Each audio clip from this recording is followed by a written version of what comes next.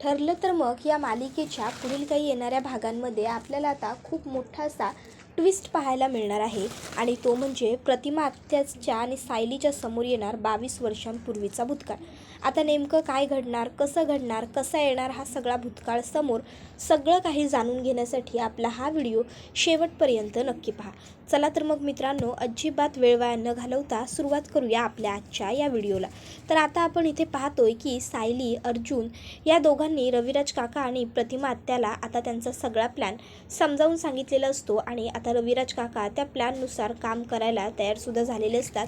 आणि मग आता अर्जुन आणि रविराज काका हे दोघंजणं इन्स्पेक्टर सावंतांनासुद्धा भेटून आलेले असतात आणि इन्स्पेक्टर सावंतांना त्यांनी सांगितलेलं असतं की त्या दोघांनाही महिपतवरती कशी शंका आहे की महिपतनेच हा सगळा अपघात घडवून आणला होता वगैरे, आणि मग महिपतने कसं या सगळ्यातून पळ काढला वगैरे सगळंच आता अर्जुन आणि रविराज काका हे त्यांना समजावून सांगतात. आता अर्जुनने आणि रविराज काकांनी एवढं समजावून सांगितल्यावर इन्स्पेक्टर सावंत म्हणतात, तसंही महिपतला पकडणं आमच्यासाठी सुद्धा महत्त्वाचं आहेच, त्यामुळे आम्हीसुद्धा तुम्हाला नक्की मदत करूच.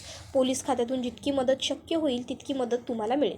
त्यानंतर मग आता इकडे सायली आणि अर्जुन आता ठरवतात की आता महत्त्वाची वेळ आहे, ती म्हणजे रविराज काकांबरोबर प्रतिमा आत्यालासुद्धा तिथे न्यायचं आहे या विषयावर बोलण्याची. मग आता सायली आणि अर्जुन रविराज काकांजवळ बोलायला आलेले असतात आणि आता रविराज काकांना ते ही गोष्ट जेव्हा सांगतात की आपण त्या ठिकाणी प्रतिमा आत्यालासुद्धा घेऊन जायचं, त्यावेळी मग मात्र रविराज काका गप्प बसतात. तर सायली आई त्यांना सांगत असते, रविराज काका, अहो जर आपण प्रतिमा आत्यांना तिथे नेलं ना तर 2 पॉसिबिलिटीज आहेत. सगळ्यात महत्त्वाची आणि पहिली, अहो महिपत खूप जास्त घाबरेल, कारण तुम्ही बेशुद्ध झाल्यानंतर प्रतिमा आत्यांबरोबर त्या जे काही केलं ते त्याला आठवेल. त्याबरोबर पुढे आता ती हेही सांगते की आणि प्रतिमा आत्यांची स्मृतीसुद्धा परत येऊ शकते यामुळे. त्यावर रविराज काका म्हणतात, नाही ते काहीही असलं तरी मी प्रतिमाजवळ एवढी मोठी रिस्क घेऊ शकत नाही आणि हे नाहीच जमणार. मग आता सायली आणि अर्जुन गप्प बसतात. ते विचार करतात शेवटी रविराज काका जे बोलतील तेच योग्य असेल. तर इकडे आता प्रतिमा आत्याला जेव्हा ही गोष्ट कळते, प्रतिमा आत्या रविराज काकांकडे येते आणि रविराज काकांना म्हणत असते, अहो असं नका करू.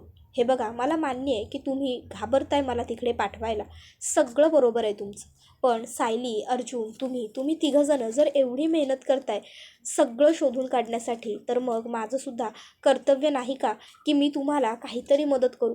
आणि राहिला प्रश्न मला होणाऱ्या त्रासाचा, तर अहो जर मी हे केलं नाही ना तर मला ह्या गोष्टीचं दुःख जास्त राहील की मी प्रयत्नसुद्धा केला नाही माझा भूतकाळ जाणून घेण्याचा. मला जाणून घ्यायचं आहे. बघा ना, मला आता सर्व गोष्टी हळूहळू का होईना पण एक एक करून आठवायला लागल्यात, पण अजूनही मला माझ्या अपघाताबद्दल काहीच आठवत नाही आहे आणि मला ते सुद्धा आठवायचं आहे. रविराज, तुम्ही द्याल ना मला संधी? त्याबरोबर मग मात्र आता प्रतिमा आत्या पुन्हा रविराज काकांना रिक्वेस्ट करते, रविराज द्याल ना मला संधी स्वतःचा भूतकाळ शोधायची, प्लीज. त्याबरोबर मग रविराज काका म्हणतात, पण तुला काही झालं तर? त्यावर प्रतिमा आत्या म्हणतात, अहो कशाला काळजी करताय, आणि मी सुद्धा नाही घाबरत आहे. जिथं तुम्ही असाल, सायली असेल, अर्जुन असेल, तिथे मला काय होणार आहे आणि कोणाची एवढी हिंमत की कोणी मला काय करू शकेल तिथे. तुम्ही घाबरू नका. आणि त्याशिवाय तुम्ही पोलिसांबरोबर सुद्धा बोलून घेतलं आहे, म्हणजे पोलीससुद्धा असणार आहेत आपल्याबरोबर त्या ठिकाणी, म्हणजे काहीही गडबड होणार नाही. रविराज, द्याल ना मला परवानगी माझा भूतकाळ शोधून काढण्यासाठी, आपला भूतकाळ शोधून काढण्यासाठी? हे बघा, ज्याने कुणी आपल्याला एवढा त्रास दिला आहे ना, मला त्याला इतक्या सुखासुखी नाही हो जगू द्यायचं. मला त्याला तो त्रास दाखवायचा आहे की आपण काय भोगलं आहे आणि त्याच्यामुळे आपल्याला दोघांना, आपल्या मुलीला काय सोसावं लागलं. त्याबरोबर रविराज काकांना आता प्रतिमा आत्यांचं म्हणणंसुद्धा पटतं. मग रविराज काका म्हणतात, ठीक आहे. त्याबरोबर आता प्रतिमा आत्या म्हणते, तुम्ही घाबरू नका आणि काळजी तर अजिबातच करू नका. तुम्ही बिनधास्त राहा. तुमची बायको तुमच्यासारखीच आहे. नक्की या सगळ्याला पुरून उरेन मी. त्याबरोबर आता प्रतिमा आत्याचा हा कॉन्फिडन्स बघून रविराज काकांना अजून जरा दिलासा मिळतो, जरा धीर मिळतो, बरं वाटतं. प्रतिमा आत्या म्हणते, बरं चला आता नक्की काय काय कसं कसं करायचं हे मला तुम्ही सांगा, शेवटी मला काहीच माहीत नाही आहे ना. त्याबरोबर रविराज काका म्हणतात, प्रतिमा तू पुन्हा एकदा हवं तर फेरविचार कर. त्याबरोबर प्रतिमा आत्या म्हणते, केलाय मी व्यवस्थित विचार केलाय रविराज. सर्व गोष्टींचा चहूबाजूंनी विचार केल्याशिवाय तुमची प्रतिमा कधीच बोलत नाही, हे तुम्हाला माहिती आहे ना. त्याबरोबर मग ही गोष्टसुद्धा प्रतिमा आत्याला आठवली, हे बघून रविराज काकाला बरं वाटतं. रविराज काका म्हणतात, हो माझ्या प्रतिमाची प्रत्येक बारक्यातली बारीक गोष्टही माझ्या अगदी व्यवस्थित लक्षात आहे प्रतिमा. मग दोघंही हसतात आणि मग आता आतमध्ये जाता जाता रविराज काका प्रतिमा आत्याला सांगतात की महिपतने तुझ्याबरोबर काय केलं आहे ते आपल्याला दोघांनाही माहीत नाही आहे. पण जेव्हा आपण अर्जुनच्या वाढदिवसावरनं येत होतो तेव्हा आपल्या गाडीचा अपघात झाला होता आणि आम्हाला सगळ्यांना असं वाटतंय की तो महिपतने केलं. मग आता आपण तुला तिथे पाठवायचं आणि मग महिपत तुला बघून स्वतःच सगळं बडबडेल असं सगळं रविराज काका प्रतिमाला समजावून सांगतात. आणि मग आता ठरल्याप्रमाणे रविराज काका, प्रतिमा आत्या, सायली, अर्जुन हे सगळेजण ज्या ठिकाणी महिपतला बोलवतात त्या ठिकाणी पोहोचलेले असतात. महिपत येण्याआधीच त्यांनी सगळी पूर्वतयारीसुद्धा करून ठेवलेली असते. मग आता त्या ठिकाणी महिपत हा पोहोचलेला असतो. महिपत आता तिकडे येतो आणि प्रतिमा आत्याला समोर बघून तो म्हणत असतो की वा, 22 वर्षांपूर्वी जे मला जमलं नव्हतं ते मी आज करून दाखवणार. आज शेवटी मी तुला संपवणारच. तुझा मृत्यू अटळ आहे आणि तो सुद्धा आता माझ्याच हातून आहे असं आता महिपत इकडे बडबडत असतो. आता महिपतला काय माहिती की इकडे यांनी सगळा ट्रॅप रचलाय. तर 22 वर्षांपूर्वी काय घडलं ते महिपत सगळं प्रतिमाला सांगतो. त्याबरोबर प्रतिमा आता चिडते आणि महिपतला मारण्यासाठी आता ती हातातलं जळतं लाकूड जोरात मोठ्याने उचलते. त्याबरोबर आता मागून महिपतचा एक माणूस येत असतो प्रतिमा आत्यावरती हल्ला करायला. इतक्यात सायली त्या ठिकाणी येते आणि प्रतिमा आत्याच्या आडवी उभी राहून ती प्रतिमा आत्याला वाचवते. आता एका बाजूने सायली असते, एका बाजूने प्रतिमा आत्या असते. महिपतच्या हातातल्या जी बंदुकीची गोळी असते ती महिपत प्रतिमा आत्यावरती झाडण्यासाठी पकडतो. आता समोरून महिपतने गोळी झाडल्याबरोबर इकडे प्रतिमा आत्या ही आता त्या गोळीच्या मध्ये असते आणि सायली तिच्या तिकडच्या बाजूला असते. अर्जुन जोराने ओरडतो सायली. त्याबरोबर आता प्रतिमा आत्याला वाचवण्यासाठी म्हणून सायली मागे फिरते आणि ती गोळी सायलीलाच लागते. आता सायलीला गोळी लागल्याबरोबर इकडे प्रतिमा आत्या ही खूप घाबरते तर अर्जुन वगैरे सुद्धा लगेच तिकडे पळत येतात. तर इकडे आता प्रिया ही विचारच करत राहिलेली असते की शिट, सायली आणि अर्जुन नक्की कुठे गेले असतील.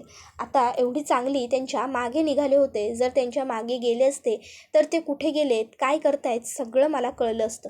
पण त्या बावळट अश्विनमुळे माझा सगळा प्लॅन फ्लॉप झाला. सायली अर्जुन कुठे जात आहेत, काय करतायत मला काहीही कळलेलं नाही आहे. मूर्खाला कळत नाही. नको त्यावेळी नको ते करायला या अश्विनला सांगतो कोण. नसत्या उठाठेवी याला नुसत्या पडलेल्या असतात. पण ते काही नाही. आता मी जे ठरवलं आहे ना मी ते करणारच. मी ह्या सायली आणि अर्जुनला त्रास होईल असं काहीतरी वागणार. काय करता येईल बरं सायली आणि अर्जुनला त्रास देण्यासाठी असा विचार ती करत असताना तिच्या लक्षात येतं की घरामध्ये ती मूर्ख अस्मिता आहे ना, तिचे कानसुद्धा आपण भरूच शकतो की नाही. म्हणजे सध्या सायलीचा तिला खूप पुळका आहे ही गोष्ट मला माहिती आहे. पण तरीसुद्धा मी प्रयत्न करायला काय हरकत आहे. कदाचित माझ्या प्रयत्नांना यश येईल. आणि मग आता प्रिया ही मुद्दामून अस्मिताकडे येते आणि आता ती म्हणत असते की काय उपयोग झाला शेवटी एवढी रिक्वेस्ट करून. मी घरात एकटी आहे असं सांगितलंच अस्मिता तू तिला, तरी पण त्या सायलीला काही फरक पडला का. ती एकदा तरी म्हणाली का की मी अस्मिताबरोबर घरी थांबते. नाहीच म्हणाली ना. शेवटी ती तिच्या नवऱ्याबरोबर गेलीच. एवढा मोठा वकील आहे तो.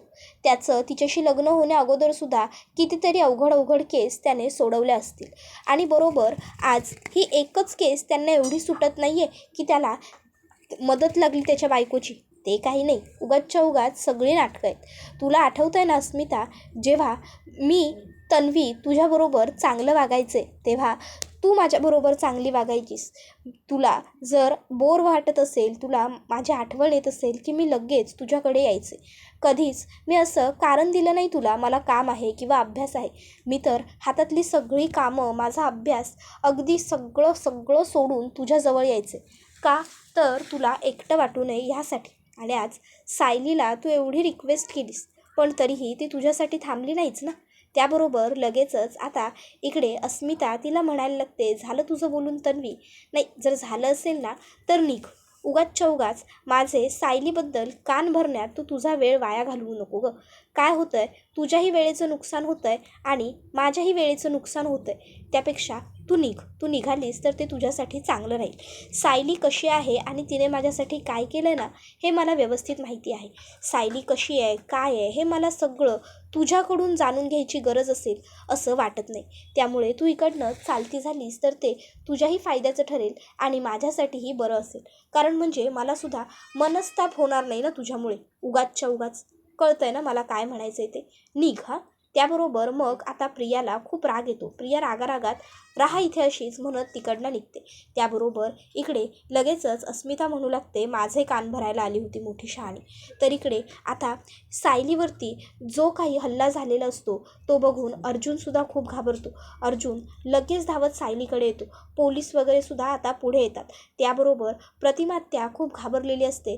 तर अर्जुन सायलीला छातीजवळ पकडतो, घट्ट उचलून घेतो आणि आता तो सायलीबरोबर बोलायला सुरुवात करतो. तो म्हणत असतो, बायको घाबरू नको, काळजी करू नको, मी तुला काही एक होऊ देणार नाही आहे. तोपर्यंत रविराज काका त्या ठिकाणी गाडी घेऊन येतात आणि मग आता ते लोक सायलीला हॉस्पिटलमध्ये घेऊन येतात. अर्जुन आता मोठमोठ्याने डॉक्टरांना हाका मारतो, डॉक्टर प्लीज एमर्जन्सी आहे. त्याबरोबर डॉक्टरसुद्धा त्या ठिकाणी आलेले असतात.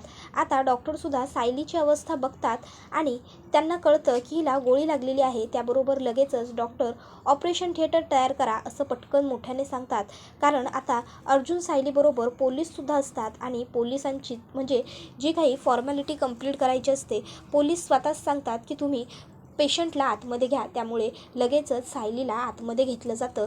ट्रीटमेंट सुरू केली जाते. इथे सायलीचा गोळीमुळे खूप जास्त हॉस्पिटलमध्ये येईपर्यंत ब्लड लॉस झालेला असतो आणि आता सायलीला ब्लडची गरज लागणार असते. डॉक्टर ब्लड अरेंज करण्यासाठी आता एका सिस्टरला सांगतात, ब्लड बँकेमध्ये फोन करा. सिस्टर ब्लड बँकेत फोन करते, पण तिला तिथून कळतं की ब्लड बँकेत ओ नेगेटिव्ह हे जे सायलीचं ब्लड ग्रुप आहे त्याचं ब्लडच अवेलेबल नाही आहे. आता जेव्हा तिला ही गोष्ट कळते तेव्हा ती ही गोष्ट डॉक्टरांना सांगते की डॉक्टर, ह्या पेशंटचं ब्लड ग्रुप ओ नेगेटिव्ह आहे आणि ओ नेगेटिव्हचं ब्लड आपल्याकडे अवेलेबल नाही आहे. त्याबरोबर मग डॉक्टर सांगतात की हे लवकर त्यांच्या रिलेटिव्हना सांगा, त्यांना सांगा ब्लड दुसऱ्या ब्लड बँकमधून अरेंज करा, कारण ब्लड मिळणं खूप गरजेचं आहे. आता असं सांगितल्याबरोबर मग सिस्टर अर्जुनानी इतर रविराज काकांकडे येते आणि बाहेर सांगते की तुमच्या पेशंटचं ब्लड ग्रुप हे खूप रेअर आहे, ओ नेगेटिव्ह ब्लड ग्रुप आहे आणि त्यामुळे त्यांना ब्लड आमच्या ब्लड बँकेत मिळणं अवघड आहे. सो तुम्ही लवकरात लवकर ब्लड अरेंज करा. तर आता हे ऐकून अर्जुन हा लगेच म्हणतो की हो, मी लगेच ब्लड अरेंज करतो. आणि मग आता तो ओळखीच्या 1-2 ब्लड बँकेमध्ये कॉल करतो, पण तिथेसुद्धा त्याला कळतं की ओ नेगेटिव्ह हे ब्लड ग्रुप इथे अवेलेबल नाही आहे. मग मात्र आता अर्जुनला खूपच जास्त टेन्शन येतं, कारण आता काय करावं हे त्याला सुचत नसतं आणि ओ नेगेटिव्ह ब्लड ग्रुप कुठे मिळेल हे त्याला आता कळतही नसतं. आता इकडे अर्जुन टेन्शनमध्ये आलेला असतो. आतमध्ये सायलीचं कंडिशन क्रिटिकल असतं. डॉक्टर लवकर ब्लड अरेंज करा असं अर्जुनला सांगत असतात. काय करावं अर्जुनला काही सुचत नसतं. त्याच्यावरती खूप जास्त प्रेशर आलेलं असतं आणि इतक्यात आता कुसुमताई त्या ठिकाणी आलेली असते, कारण अर्जुनने कुसुमताईला फोन करून सगळं सांगितलेलं असतं. कुसुमताई तिकडे येते तेव्हा कुसुमताईला अर्जुन विचारतो की ओ नेगेटिव्ह ब्लड ग्रुप कोणाचा आहे का तुमच्या ओळखीत? सायलीला ब्लडची गरज आहे आणि ओ नेगेटिव्ह तिचं ब्लड ग्रुप आहे, रेअर आहे हे ब्लड ग्रुप, ब्लड मिळत नाही आहे. त्याबरोबर ती म्हणते, अहो प्रतिमा आत्यांचं ब्लड ग्रुप ओ नेगेटिव्हच आहे. त्याबरोबर आता अर्जुन म्हणतो, काय प्रतिमा आत्याचं? त्याबरोबर आता ती सांगते, हो, गेल्या वेळी जेव्हा सायलीला रक्ताची गरज होती तेव्हा दुसरी तिसरी कोणी नाही तर प्रतिमा आत्या हीच व्यक्ती होती जिने सायलीला ब्लड डोनेट केलं होतं. आता हे ऐकून अर्जुन हा लगेचच प्रतिमा आत्या आणि रविराज काकाकडे येतो आणि आता त्यांना तो रिक्वेस्ट करायला लागतो की प्रतिमा आत्या प्लीज, जर तू सायलीसाठी ब्लड डोनेट केलंस तर खूप. त्याबरोबर प्रतिमा आत्या म्हणते, अरे अर्जुन असं काय बोलतोयस, केलंस तर म्हणजे जर माझं ब्लड ग्रुप तिला चालत असेल तर अर्थात मी तिच्यासाठी एवढं नक्कीच करेन. मला वाचवण्यासाठी तिने स्वतःचा जीव धोक्यात घातलाय. मग आता जेव्हा प्रतिमा आत्या सायलीसाठी ब्लड डोनेट करायला जाते तेव्हा इथे अर्जुन हा विचार करू लागतो की खरंच प्रतिमा आत्या आणि सायली ह्या दोघी किती सारख्या आहेत. दोघींचे गुण, दोघींची प्रत्येक गोष्ट अगदी सारखी आहे. प्रतिमा आत्या आणि सायली अगदी मायलेकी असल्यासारख्या वाटतात. तन्वीचा आणि प्रतिमा आत्याचा ब्लड ग्रुप सेम नाही आहे, पण सायलीचा आणि प्रतिमा आत्याचा ब्लड ग्रुप मात्र सेम आहे. हे सगळंच विचित्र आहे. सायलीची आणि प्रतिमा आत्याची सायलीला बरं वाटल्यानंतर DNA टेस्ट करून घ्यायलाच हवी असा एक विचार अर्जुनच्या मनाला शिवून जातो. पण आता सध्या सगळ्यात जास्त महत्त्वाचं माझ्यासाठी सायलीला बरं वाटणं आहे, सायलीनं बरं होणं आहे. एकदा का सायलीला बरं वाटलं की मग मी सगळं जिंकलं असं आता अर्जुन स्वतःच्या मनाला सांगत असतो. तर आता तो इकडे गणपती बाप्पाच्या मूर्तीसमोर येऊन उभा राहतो आणि तिकडे येऊन आता तो सायलीसाठी प्रार्थना करत असतो की माझ्या बायकोला लवकर बरं वाटू दे. आजपर्यंत तिने तुझी मनापासून अगदी मनोभावे आराधना केलेली आहे. प्रत्येक वेळी प्रत्येक गोष्ट येऊन ती तुझ्याजवळ बोलते, मन मोकळं करते, तुला सगळं सांगते. मधुभाऊंना बरं वाटावं, घरातल्यांचं सगळ्यांचं सगळं चांगलं व्हावं, या सगळ्यासाठी ती नेहमी प्रार्थना करते. तिच्या पाठीशी सुद्धा उभा राहा.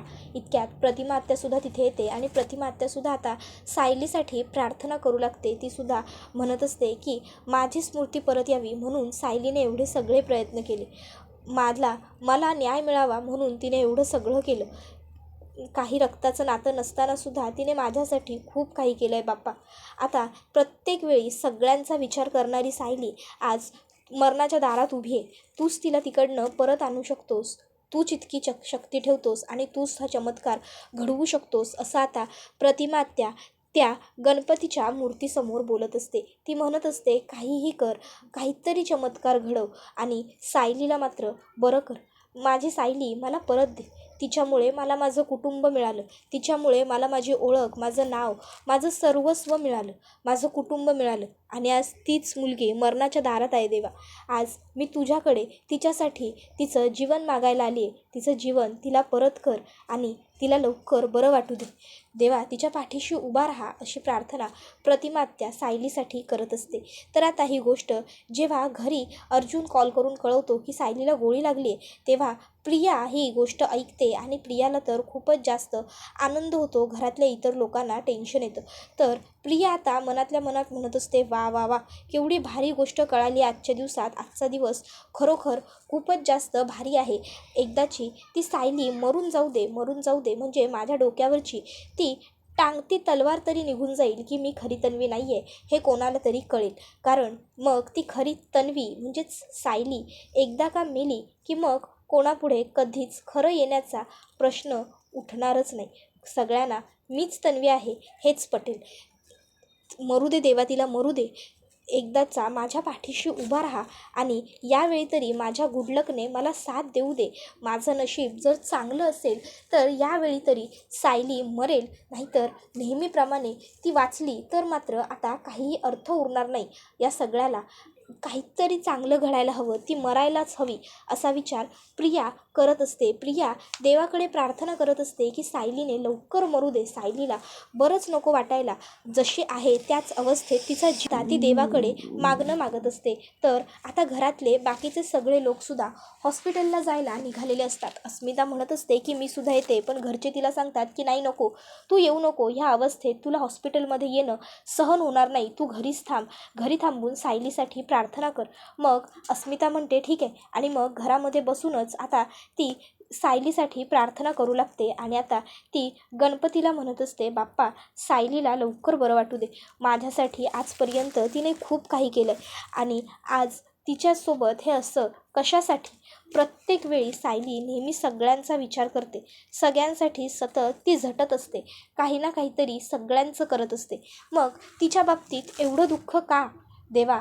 आज तरी तिच्यासोबत राहा आणि लवकरात लवकर तिला बरं कर अशी प्रार्थना आता अस्मिता करत असते. अस्मितासुद्धा घरात गणपतीच्या मूर्तीसमोर हात जोडून बसलेली असते, सायलीला बरं वाटू दे याच्यासाठी. तर आता प्रियासुद्धा तिकडे येते आणि प्रियासुद्धा गणपतीसमोर हात जोडते आणि ती अस्मिताला म्हणते सायली माझ्याबरोबर कशीही वागली, तुम्ही सगळे जरी कसेही वागलात तरी शेवटी आम्ही एकत्र लहानाच्या मोठ्या झालो आहे, मलासुद्धा तिची काळजी आहेच, मी सुद्धा तिच्यासाठी प्रार्थना करते असं म्हणत ती आता हात जोडण्याचं नाटक करून प्रार्थना करू लागते. आणि आता ती मनात तर हेच मागत असते की सायली नकोच जगू देऊ देवा, सायलीला मरू दे. आणि अस्मिताला मात्र सांगत असते की सायलीला लवकर बरं वाटावं यासाठी मी ही प्रार्थना करते आहे. त्याबरोबर आता हा व्हिडिओ इथेच संपतो. व्हिडिओ आवडला असेल तर व्हिडिओला लाईक करा, चॅनलवर नवीन असाल तर चॅनलला सबस्क्राईब करा आणि बेल आयकॉन आठवणीने प्रेस करा, जेणेकरून तुम्हाला पुढच्या प्रत्येक व्हिडिओचं नोटिफिकेशन मिळत जाईल आणि सर्व व्हिडिओंचा आनंद आनंद हा अगदी उत्तम पद्धतीने घेता येईल. चला तर मग मित्रांनो, आजच्या पुरतं इथेच थांबूया. पुढचा व्हिडिओ येईपर्यंत या व्हिडिओचा छान पद्धतीने आनंद घेत राहा. टाटा बाय बाय, धन्यवाद, take care all of you. ठरलं तर मग मालिकेच्या पुढील येणाऱ्या भागांमध्ये काय घडणार हे सगळं जाणून घेण्यासाठी आपल्या चॅनलला आठवणीने आजच सबस्क्राईब करून ठेवा. चला तर मग आजच्या पुरतं इथेच थांबूया. टाटा बाय बाय, धन्यवाद, take care all of you.